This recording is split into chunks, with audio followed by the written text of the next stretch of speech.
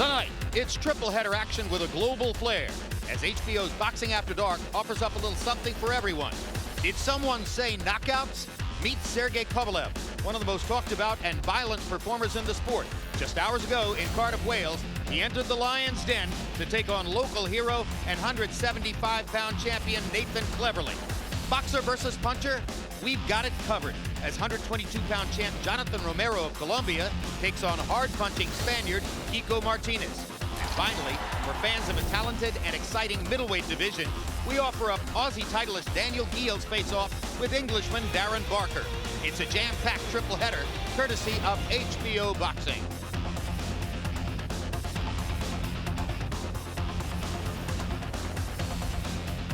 And we welcome you to this HBO Boxing After Dark triple header. Hello again, I'm Jim Lampley. 3 potentially excellent fights coming your way. 2 of them live from here on the boardwalk at Atlantic City, and the other just recently taped from Cardiff, Wales. In the main event, yet to come later tonight, 160-pound showdown. It is a crowded, talent-rich division. Daniel Geale of Australia has a title belt, makes his first appearance in the United States here tonight. Darren Barker has had the experience of fighting on the boardwalk before. Tremendously even matchup on paper.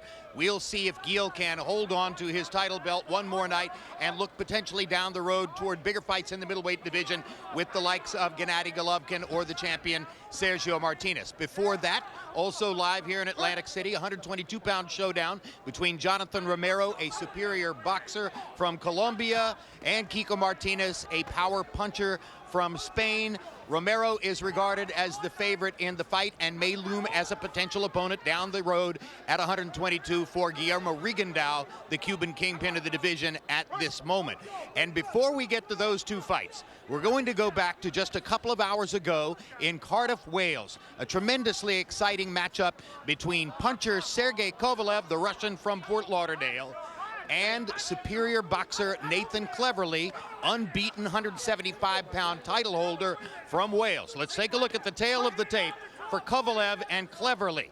And you'll see that Cleverly had a 4-year age advantage going into the fight, a height advantage of 2 inches, an arm length advantage of 1 inch measured from the armpit to the end of the fist.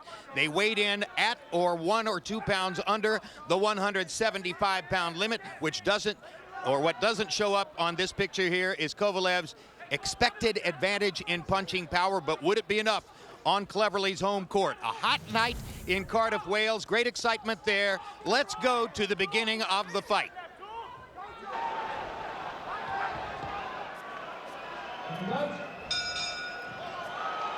A sellout crowd in the Motor Point Arena in Cardiff, Wales for the matchup between Nathan Cleverly, 175-pound title holder in the blue trunks, Sergey Kovalev, the challenger in the red. Kovalev enters with 9 knockouts in his last 10 fights, 8 of those knockouts within 3 rounds. He has emerged as one of the most impressive punchers in boxing. Cleverly slightly taller and longer, a high-volume puncher, maybe slightly the more accurate puncher than Kovalev, but a big question here, can Cleverly hit hard enough to get Kovalev's attention and keep him off of him when he needs to do his work? They start off at a high work rate in round number 1, and Kovalev is letting his hands go early. 2 left hooks by Kovalev, knocking Cleverly back. When Kovalev gets the call about a fight, a potential fight, his manager tells me he only ever has 2 questions: the date and the weight. So confident is Kovalev in his ability right now against anyone in the division. Cleverly, for his part, agrees with Kovalev. Kovalev's the most dangerous challenge at light heavyweight, but Cleverly says at age 26, he's built up enough experience to be let off the leash. Both of them tremendously confident fighters. Roy Jones, what do you see in the early going? So far, I don't see Cleverly doing what I would like to see him do. He's taken a lot of punches from Kovalev. However, it is causing Kovalev to put out more than I'm used to seeing him put out. But at the same time, I would think Cleverly would have used his height advantage and his reach advantage to stay away from the power shots early and try to outbox the stronger puncher early. However, this may not be his plan. His plan may just simply be to work him down, take him into deep water, and try to beat him. Took about 30 seconds for Cleverly to begin to unveil his jab. That began to give him a little bit of distance, and broke up Kovalev's early tempo a little bit, but still, Sergey Kovalev tremendously aggressive in the early going, and why not, given the confidence he's built for himself in his last several fights. And Jim, you mentioned the accuracy. I actually think Kovalev has subtle skill that he's not given credit for in terms of his timing and accuracy, little steps back he takes so he doesn't take as many counters, maybe fewer than people realize. And that accuracy and timing, I think, has bothered Cleverly early. Well, it has, and like I said, to me, I don't understand why Cleverly is fighting this fight like he's a puncher and staying right in front of Kovalov. That's exactly what I didn't expect from Cleverly, unless he has a plan down the line that we're not sure of. CompuBox numbers already crediting Kovalev with landing more than 30 punches in the round. Cleverly's been getting off a little bit too in the last minute, but Kovalev remains the aggressor, as you see there, driving Cleverly back into the corner. Body shot from Kovalev. He's been mixing it up upstairs and downstairs. That was a terrific first round for Sergey Kovalev.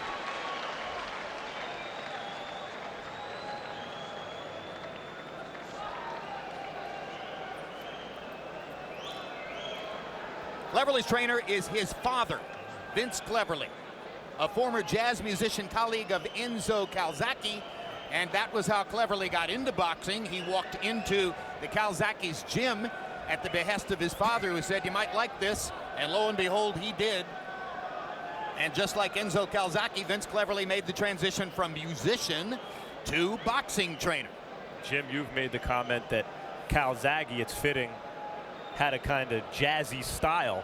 Cleverly's got a little bit of that in him too, especially later in fights. 10 seconds.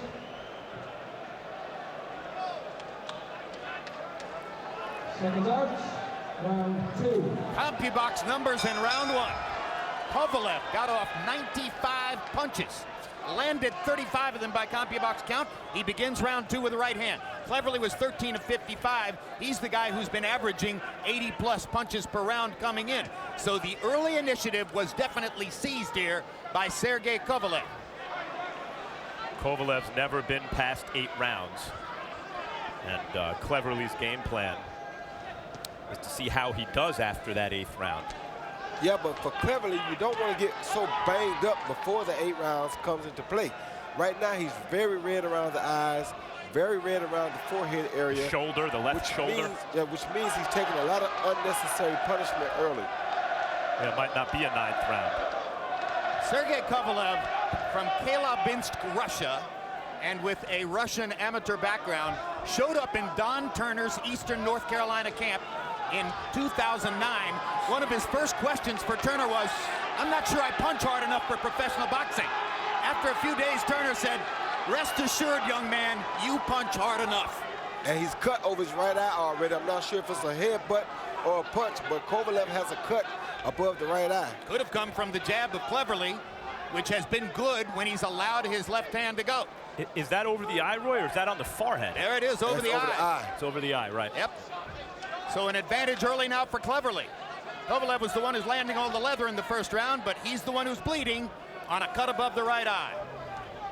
Cleverly's doing a good job of taking Kovalev's shots right now. That's another thing that may be in his plan, because a lot of times when a puncher sees that he can't really hurt you, it gives him a problem, or it takes away from some of the confidence of his punch. Kovalev's mouthpiece drops. Trainer John David Jackson puts it back in. For a guy dishing out so much punishment, he's got a cut on his right eye. His mouthpiece is coming out. Don't look good, does it? Kovalev, though, Roy, does a good job, as Jim mentioned, of mixing it up to the body and getting some clean body shots in along the way. So even if you can take the shots upstairs early, that doesn't mean you can late. According to our notes, this is the first time Sergey Kovalev has been cut in a professional fight.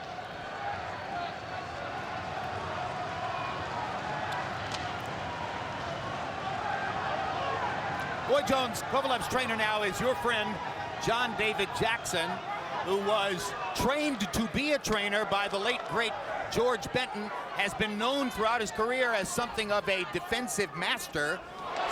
And there's Cleverly landing a solid straight right hand. What about the marriage of an offensive fighter, a puncher like Kovalev, with a defensively skilled trainer like John David Jackson? It's a beautiful marriage because most punchers have very little defense.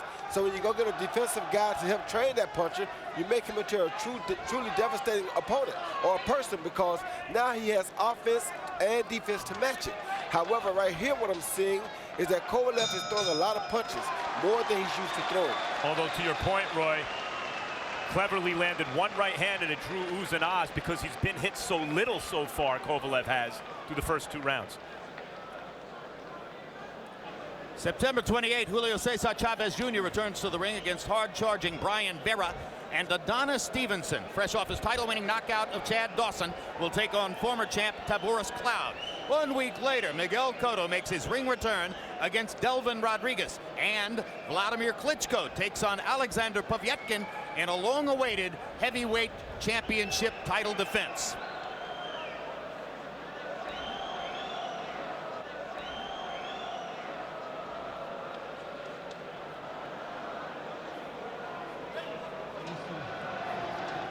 Each one is 10 seconds.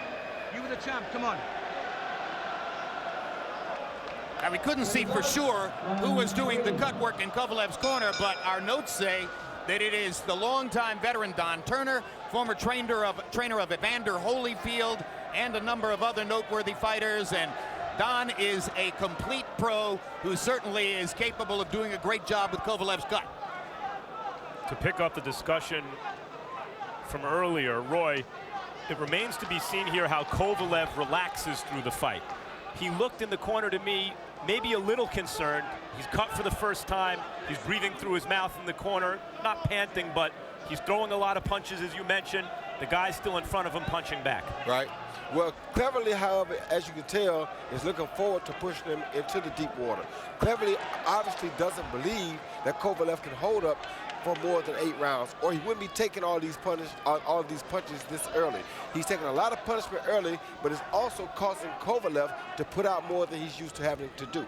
Kovalev landed 35 of 95 punches in the first round. He was 24 out of 86 in the second round. So in the first 2 rounds, it is Kovalev who has averaged 90 punches thrown per round. Cleverly, averaging only 44 punches per round. He's 24 out of 88 after 2 rounds, and he's the guy who, coming in, had shown a very fast pace with a lot of punch output in his last few fights. Big right hand over the top by Kovalev, just missed, landing solidly. Yeah, but as he threw that right hand, Jim, that's the first hard punch he had thrown in a moment. His punches are starting to lose steam. He throws one hard right hand right there, but the rest of his punches really don't have the steam on them that they had in round 1. Only that right hand, but if he connects with that right hand, it could be deadly. But everything else has died already, which is definitely working right into Cleverly's plan. Yeah, and Cleverly's gone 12 rounds 5 times.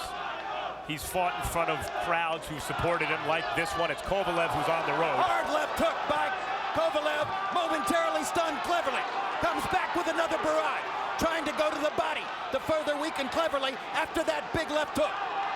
And great body work by Kovalev as well. Hard right hand, and down goes Cleverly. First knockdown of the fight, and just as we thought Kovalev might be wilting a little bit, he produced another powerful burst.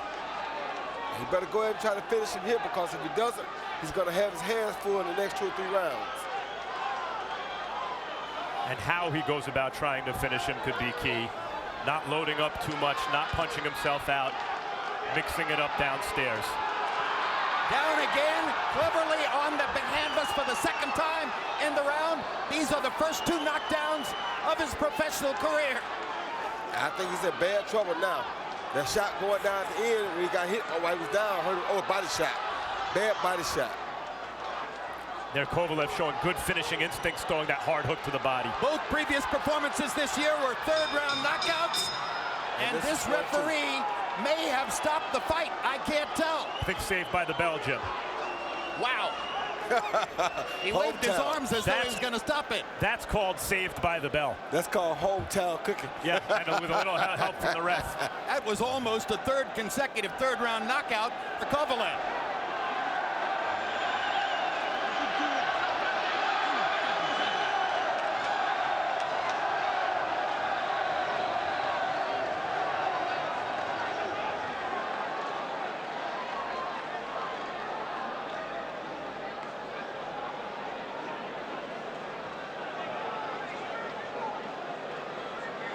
The referee is Terry O'Connor from England. Corners 10 seconds. There's the left hook that started all the damage. And Roy, See that punch. It was a cross jab more than a hook. But I think he'll finish him now because he did go to the body very good that round. And I think that'll help weaken Cleverly even more. and as round 4 begins, Cleverly still in trouble. See how he's going at the body? He knows he hurt Cleverly to the body at the end of that last round. And body shots are not easy to recover from like head shots are. Too much. This is too much, and referee Terry O'Connor has stopped the fight. This time it is over, and Sergey Kovalev has a 4th round TKO, and he made it look easy. Very easy. Well, we still don't know how he'll respond if taken past 8, but good luck taking him past 8. Like I said, I think Cleverly's plan was to try to make him work past 8, but Cleverly didn't realize the extent of punishment that he'd have to endure to get past 8. A little bit later this fall, newly installed light heavyweight lineal champion Adonis Stevenson has a test coming up against Tavoris Cloud. If Stevenson can bet past Cloud, the clamor for Stevenson to fight Kovalev is going to be growing and loud. That would be a sensational matchup. The best matchup at the top level between 2 pure punchers that you can make in boxing right now. I agree. All right, Roy Jones, take us through the replays. Well, he threw a right hand right here. As he threw this right hand, he missed. He came out with a cross hook. That hook really hurt Cleverly, where he's down right there already. But he hit him with a cross jab in the round before that really hurt him. Here he just followed up on his work, hit him with a good left hook on the back of the head. Cleverly was pretty much done, weakened, and the body shots really are what did it for Kovalev. Well, if there was any question about whether Sergey Kovalev was for real enough to function in a hostile environment against a world-class opponent, that question has been wiped out. Totally.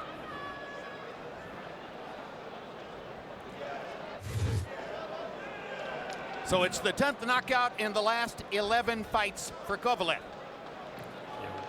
Wiped out, like he's had 22 pro fights with 1 draw, so 21 wins, now 22 wins, and 20 knockouts. And 9 of those 10 knockouts in the last 11 fights have come within 4 rounds or less. And against opponents like Campillo and Cleverly, who both know how to defend themselves. Exactly. And the point about John David Jackson's a good one. Kovalev's scary because he does have these, for a kind of straight ahead destroyer type fighter. Not only is he offensively skilled, mixing it up upstairs and down, both hands, coming in behind the jab, accurate, but he does these subtle defensive maneuvers, taking half steps back, as we mentioned, that, you know, he's winning the rounds as he's beating the guy up and knocking him out. So Kovalev now holds a title belt to use as a bargaining chip in mounting further business in the light heavyweight division, a division that is becoming more interesting with each passing week. Ladies and gentlemen, the 29 seconds of round 4, your referee stopped the contest. He did make the Cleverly was in no position to continue. Ladies and gentlemen, the winner from Chelyabinsk, Russia, and the new WBO light heavyweight champion of the world, Sergey Kovalev. What a story. Sergey Kovalev. Round of applause for the one and only Nathan Cleverly. Kovalev turns down the opportunity to wait as a mandatory for a fight with Bernard Hopkins. Takes short money to go across the Atlantic to challenge Nathan Cleverly on his home turf and knocks him out. A tremendous performance, and here are the numbers. Tripled the number of landed punches for Cleverly, 100 to 67. Virtually tripled the number of thrown punches, 297 to 128. Landed at a significantly higher connect percentage. Made his point and made it in the way in which he's made his point in virtually every fight so far. Look at the power punching numbers. Landed 66, tasted only 11. 1 fight in the books and 2 still to come here on HBO's Boxing After Dark. A beautiful summer weekend